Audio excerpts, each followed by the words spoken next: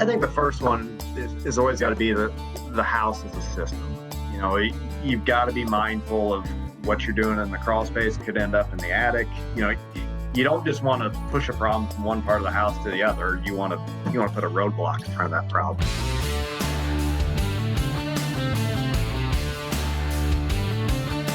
Welcome to the Fine Homebuilding Pro Talk podcast, our regular discussion with building industry professionals. This is Senior Editor Patrick McComb. I'm joined by Rob Delaney of MCS Community Services in Jacksonville, Illinois. This is the second part of our two-part interview. You can find the Fine Homebuilding Pro Talk podcast and the original Fine Homebuilding podcast at finehomebuilding.com/podcast. You can leave feedback and ask questions there too. What about your own house? Can you tell me a bit about it? And do you have any lingering building science problems you're either, ignoring or happily ignoring? The cave of bad ideas is what I call my house. I built my house when I was 25. I'd owned my own business for a few years at this point, and just. Are you still living it? Oh, absolutely, yeah. So, cool. My wife and I had bought 25 acres when I think we were still dating. We've been together since I was 17. And, it was always, what had happened was, I'm Irish, so I got in a fight with our landlord on a Thursday night, and I was digging footings for a new house on Friday morning because I was not going to stay there anymore. So we decided that we would just build a small house on our property on a shop foundation. So I built a 30 by 34, the original tiny house. And then somewhere else on the property someday we'd build our dream house and turn this into a shop, which I was going to have a heated. When you say shop foundation, you mean a slab on grade or stem walls? It's got 4-foot walls under it, but it's a slab inside of 4-foot walls. So I mean, it's above or below frost line, but it's I didn't know you should insulate slabs back then, and I didn't know can lights were all the rage back in 2000. So let's put 20 or 30 of those in the house. And where we're going to put the ductwork? Oh, let's just throw it up in the attic, and we don't need insulated ductwork because we're going to cover it with insulation. And it's there. I have fixed what I could fix along. We didn't use the vent fans through the roof, and so I've fixed what I can fix along the way. The other stuff you just learn to live with. The vent fans dump outside now, and we've done some air sealing up there, and we've got appropriate levels of insulation.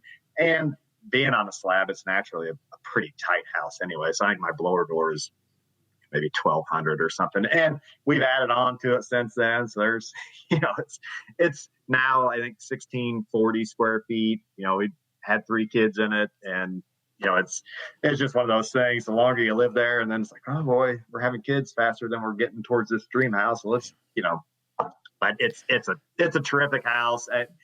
It's if I would have built it when I was 35, it probably would have been the style of house I was building then, which would have been this monstrous cut up, way too big, way too much space, way too much roof. It's a pretty simple ranch, just works day in and day out.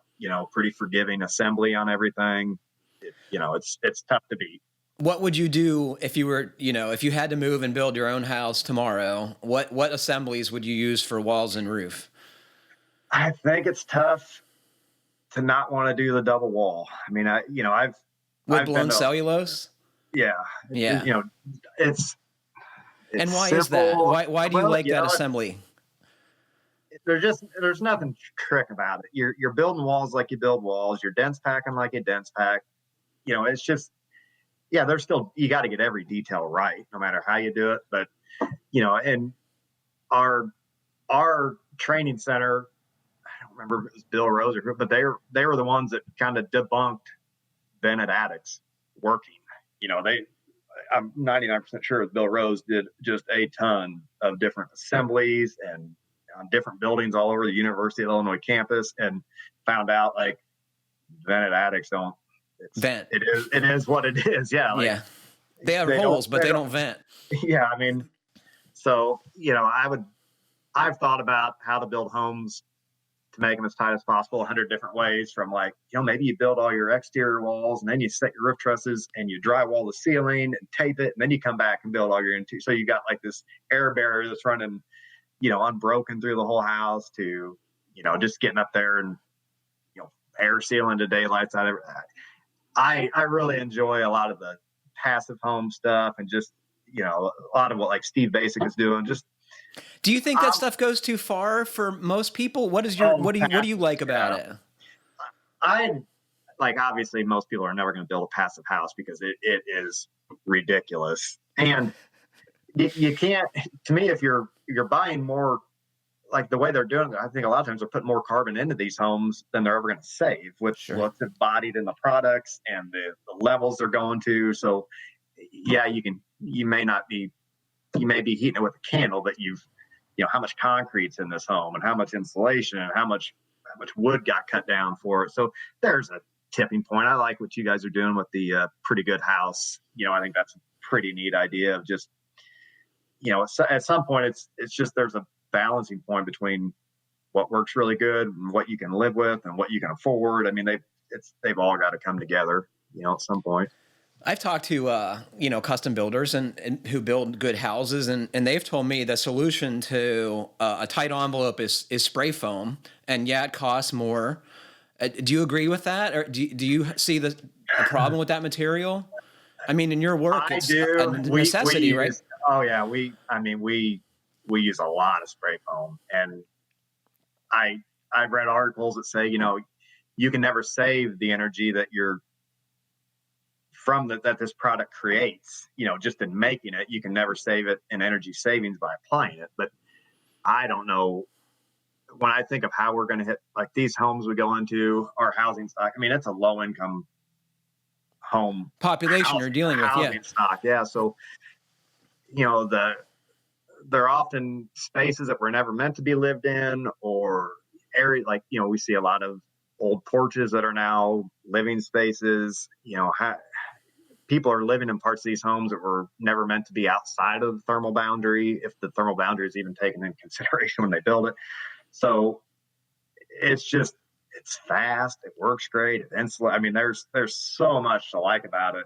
I don't know how we'd ever get to target a lot of times without it, for sure. But it is, they've got some work to do as far as making that because we're an energy conservation program at heart. I think that goes hand in hand with being, environmentally responsible. Yeah. Being good stewards of, the products you're using in the environment, stuff like that. But it's, there's a lot of states that don't use it in their WAP programs anymore. So I would hate to see that, because, back in the day we did a lot of cut and cobbling and, with insulation and things like that. And I can't fathom going backwards to that. Do you think that do you guys have your own spray rig? Yeah. And have you tried the new, more benign spray foam formulations? No, we haven't. And to be quite honest, I don't really know much about it. I mean, it's kind of like, again, going back to being a contractor, there are things that just don't have time to pursue sometimes because you're so deep in the weeds of, this crew's got a truck broke down, or this, like just you're keeping the machine fed and trying to keep all your fingers in the holes in the dams at one time. And, I hope it becomes more popular for certain. And we have looked at, there's elastometric air or sealants and things like that, but you're talking like AeroSeal. Yeah. Just, for better or lack of terminology, they're almost like spraying a bed liner on stuff, where you can but then you still got to insulate it, so it's, I don't know, it's just tough to beat 2-part foam. Yeah. And that's what we say on the podcast. You've probably heard us that, it's not my favorite, but sometimes that's the only solution. Well, we go up. I mean, we do a lot of top plate sealing in attics where you're moving old insulation out of the way and old bats, and, you can do a lot up there pretty quick. It's not a fun. These spaces are so horrible to work in that it just gets you in and out of there so much quicker. And it's like visibly, when you can see the work you're doing, getting done. It's motivating. It's not like, oh my God, I'm going to be in here forever and die. Yeah. It's like when I loved framing and sheeting, because it's like, you just get so much done. It's visibly such a big transformation of your job site. versus, gosh, I don't know, just lay out, you can work all day laying out plates and floors and stairs. And it's like, looks like Doesn't look like you did anything, right? Yeah, for sure.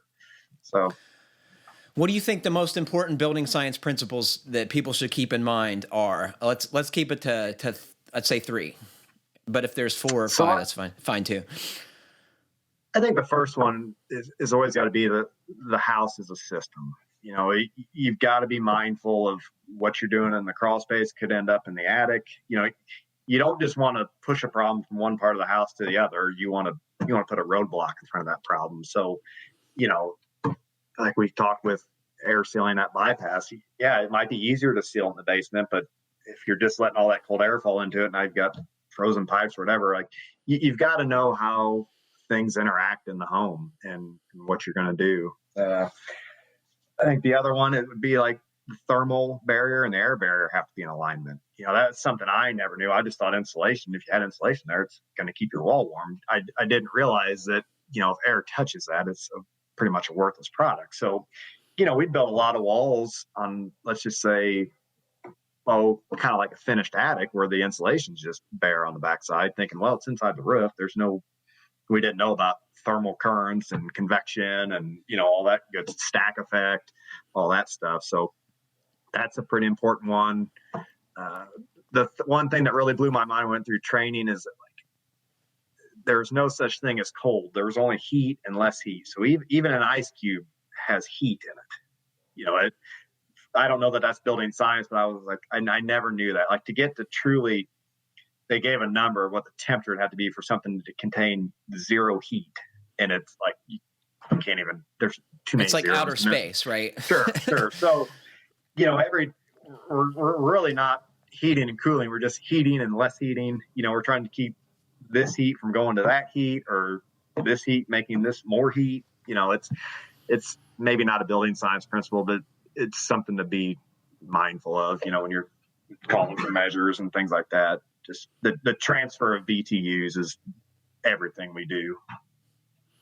What about all right, what's more important, air sealing or insulation? Or do we have to think of them together? I think you have, unless you're dense packing. You have dense pack is really the only thing that does well, and 2-part foam, but you have to. I mean,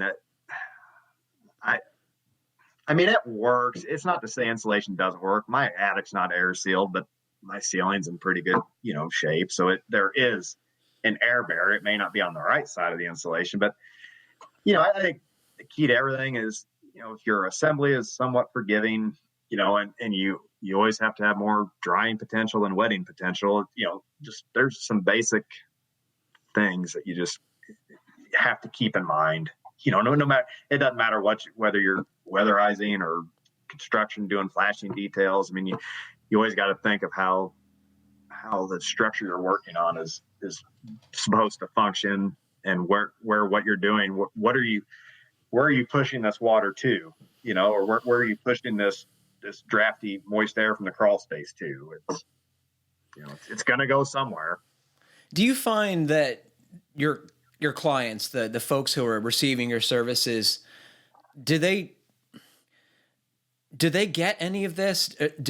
Are they uncomfortable? Do they tell you about problems? Do they complain about energy bills? I mean, they're in the program generally because their energy bills are, there's just not enough money left by the time they get done paying for these energy bills.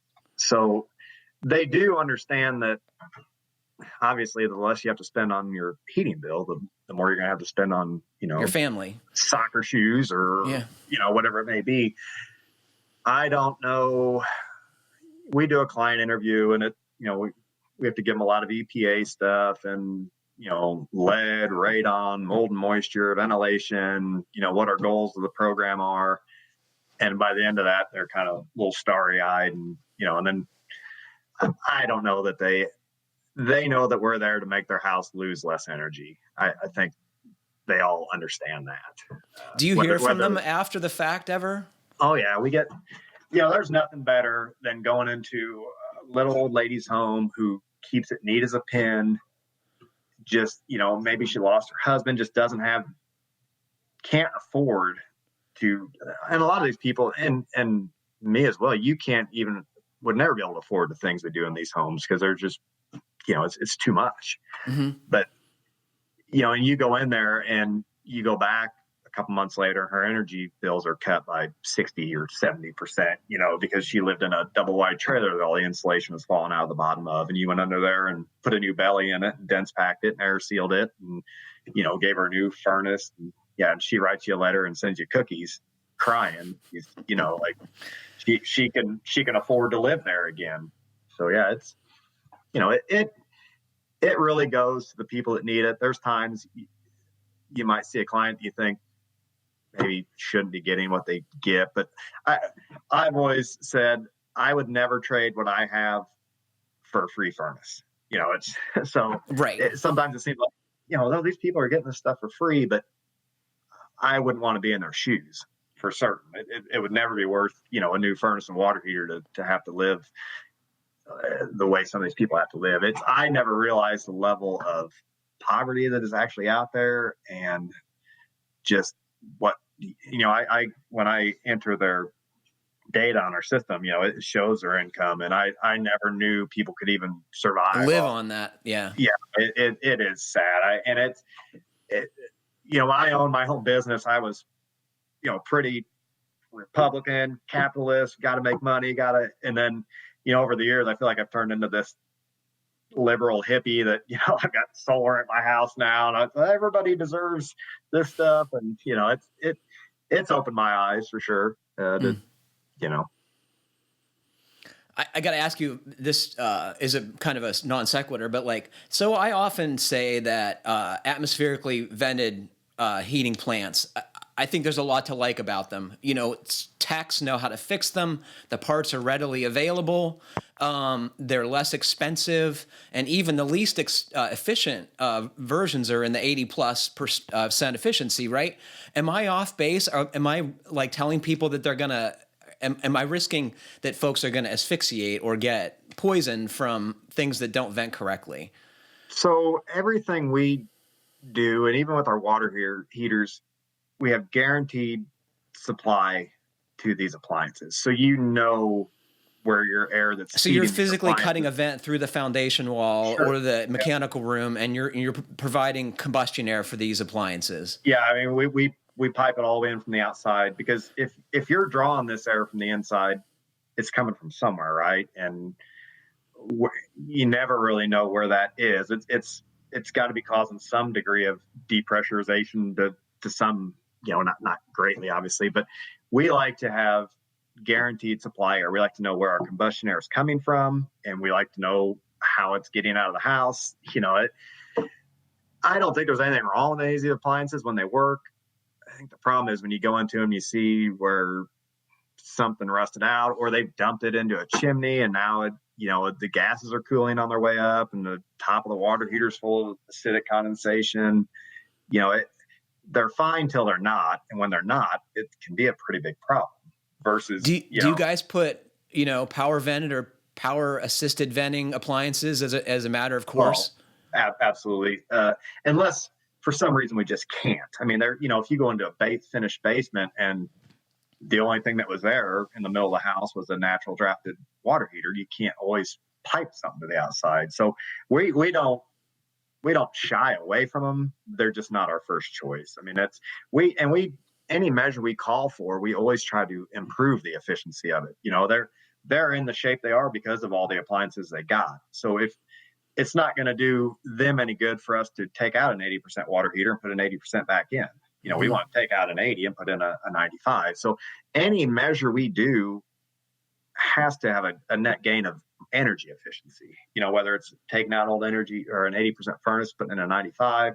If we take out an electric water heater, we should be putting in a heat pump. If there's, space requirements, we always want to gain, if like on an electric home, we generally put in all heat pumps and mini splits and things like that. If they had old baseboard and window units. We want to improve all the mechanicals in the house to a higher level of energy efficiency. So there's nothing wrong with the old stuff. It works day in and day out. And as long as it's maintained correctly and installed correctly, which a lot of times they're not, the ventings are too big or too small, or, they didn't get enough rise on their first leg before they turned, or, I mean, you see it all. Fire stops are very rarely put in the right spot with the natural vented stuff. I mean, there's nothing wrong with them when they're done right. There's a lot of stuff when they're done wrong. Do you think most are done wrong, even new installations? I haven't seen many. We've been using power vented stuff on new homes forever, just because, these new homes get so big and so complicated. Just trying to naturally vent stuff doesn't work. And why not put in the highest degree of, energy efficiency appliances that you can? So I have never personally installed a lot of, or called to have people install a lot of, natural drafted appliances in the homes we built.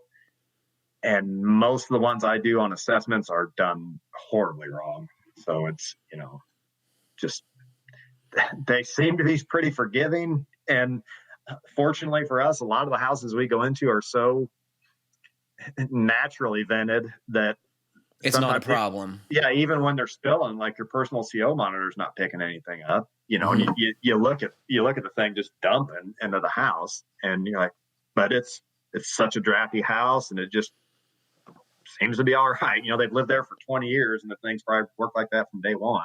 Mm-hmm. But we do a lot of health and safety things in our homes where, we do CO monitor or CO detectors, smoke detectors, we do a whole section of the assessment is geared toward occupant health and safety, because we want to make sure that the home is, we have 3 rules of weatherization. The big 3 are: don't harm the family, don't harm the home, and save energy. That's a 3-legged stool. If you take one of them away, none of it works. So that's always kind of just the cut and dry thing they preach to assessors when they're coming in, is like, always try to remember, if nothing else, these 3 things. Like, what are you calling for? Is it going to go against any of these 3, principles?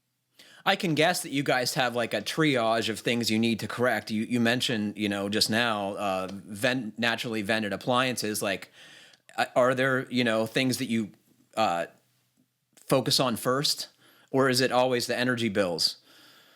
Well, it's so, like I said, if we're, everything we do, we run a savings to investment ratio on. And then when we run this through our energy modeling software, it gives us a list of what's top to bottom, what's got the highest SIRs. So, a LED light bulb will have a SIR of like 50 because it's cheap, it's quick to install, and it saves a lot of energy. Windows will have a negative SIR because the product's expensive. It takes a ton of labor to put it in, and at the end of the day, they really don't save you much energy versus the old single pane that was in there. So, if anything anything we use Department of Energy money, it has to have an SIR of 1 or greater. Now, if there's something that doesn't, we can use state or HHS to fund it, because they're a little bit looser on what you can do. So there are still ways to get measures into the home that will increase occupant comfort and still lower energy bills. They may have had SIR of 0.99, so you really weren't that far away. And there's no sense in leaving a furnace in there that's looks like it could break down tomorrow, because then where's that customer? They're not going to have $4,000 to go put a new furnace in. And so it is. And on the same hand, if you're in there and they've got a pretty new 80% furnace that's, looks like it's in pretty good shape, you don't necessarily have to call to replace it. I mean, we definitely don't want to gold plate anything just for the sake of, it's not the goal to go in there and spend as much money and max out your budget on every home. Fortunately, these homes usually have enough where that's not a problem, to get that done. Dude, you've been awesome. Well, thanks. It's been this is like a highlight for me. You need to get out more, dude.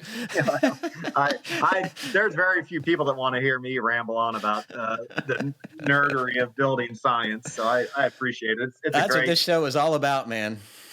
Yeah, it's perfect. We've got a no Fine Homebuilding podcast allowed in the car on trips anymore. Everybody else is like, oh my God. I don't want to hear about air sealing.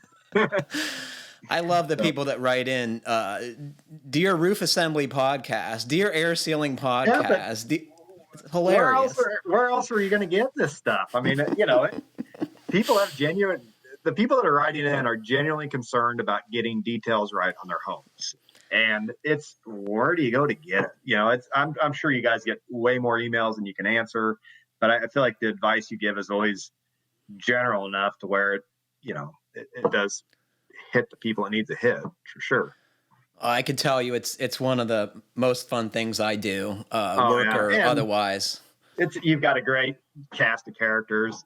Everybody on there. I'm a big bike guy, so I like the side project with the snowplow bike, and Kylie's a real asset to your show. Just having someone there because it's easy to talk with people that know everything and not describe the intricacies of a tape detail or a window flashing. I always like when Kylie says, "Well, what's that?" You're like, "Oh, we need to back up because we all know what it is." So, and she does research where some of us are, not so enamored with that hard work. Yeah, for sure. Anything you want to tell our listeners before we go? I would say if you're going to work on your own home, educate yourself. That's money that that would have an SIR of 1,000. It's you can never have too much education. And I'm gonna say, on the other hand, too, don't be afraid to tear into your home if on some of that stuff. There's a lot of YouTube. There's a lot of content out there. You guys do a great job with content. The Build Show does a great. There's Instagram's a great. There's a lot of good content out there. If you're willing to put the sweat equity into a house, and sort through some of the snake oil, you can generally get it done if you really want to get it done. Wow, man. Thank you so much, Rob. Yeah, thank you. It's my pleasure. Well, unfortunately, that's all the time we have for today. Thank to Rob for joining us, and thanks to all of you for listening. Please remember to send us your comments, questions, and suggestions to fhbpodcast@taunton.com. And please like, comment, or review us however you're listening. It helps other folks find our podcast. Stay safe, everybody. Thanks for listening, and happy building. Thanks, guys.